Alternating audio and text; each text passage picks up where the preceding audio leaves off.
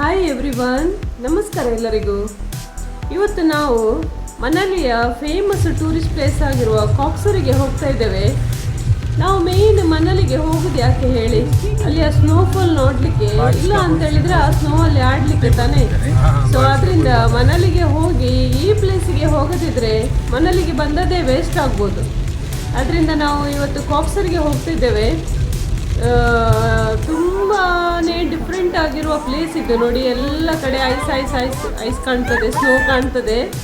ಈ ಸ್ನೋನೇ ಮೆಲ್ಟಾಗಿ ಐಸ್ ಆಗ್ತದೆ, ಗಟ್ಟಿ ಆಗ್ತದೆ. ಜಸ್ಟ್ ಬಿದ್ದಾಗ ಇದು ಸಾಫ್ಟ್ ಆಗಿರ್ತದೆ, ನಮಗೆ ಆಡಲಿಕ್ಕೆಲ್ಲ ಆಗ್ತದೆ. ಹಾಗೆ ಇದು ಏನು ನಾವು ನೋಡ್ತಾ ಇದ್ದೇವೆ, ಇದೇ ಹಿಮಾಲಯನ್ ರೇಂಜ್, ಹಿಮಾಲಯ ಶ್ರೇಣಿ, ಪರ್ವತ ಶ್ರೇಣಿ.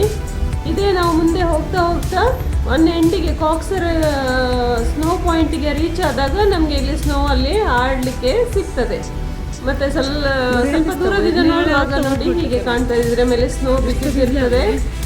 ಅದು ಮೆಲ್ಟ್ ಆಗಿ ಅಲ್ಲಿ ಕೆಳಗೆ ನದಿ ಹರಿತದೆ, ಅದಕ್ಕೆ ಸೇರ್ತದೆ ಹೋಗಿ. ಅಂತೂ ನಾವು ಮೇ ಮಂತಲ್ಲಿ ಹೋಗಿದ್ದು. ಒಳ್ಳೆಯ ಸ್ನೋ ಅಲ್ಲಿ ಆಡಬೇಕಾದ್ರೆ ಫೆಬ್ರವರಿ ಇಲ್ಲಾಂದರೆ ಮಾರ್ಚಲ್ಲಿ ಹೋದರೆ ಅದು ಒಳ್ಳೆ ಟೈಮ್ ಅಂತ ಹೇಳ್ತಾರೆ. ನಮಗೆ ಮಕ್ಕಳಿಗೆ ಶಾಲೆಗೆ ರಜೆ ಇಲ್ಲದಿರುವ ಕಾರಣ ನಾವು ಮೇಯಲ್ಲಿ ಹೋಗಿದ್ದೆವು. ಇದು ಅಲ್ಲಿ ಕಾಕ್ಸರಿಗೆ ಹೋಗುವ ದಾರಿಯ ವ್ಯೂ ನೋಡಿ. ಇದು ನಮಗೆ ಲೆಫ್ಟ್ ಸೈಡ್ಗೆ ಏನು ಕಾಣ್ತದೆ, ಸ್ನೋ ಬಿದ್ದದ್ದು ಕಾಣ್ತದೆ, ಇದೇ ಹಿಮಾಲಯದ್ದು ಪರ್ವತ ಶ್ರೇಣಿ.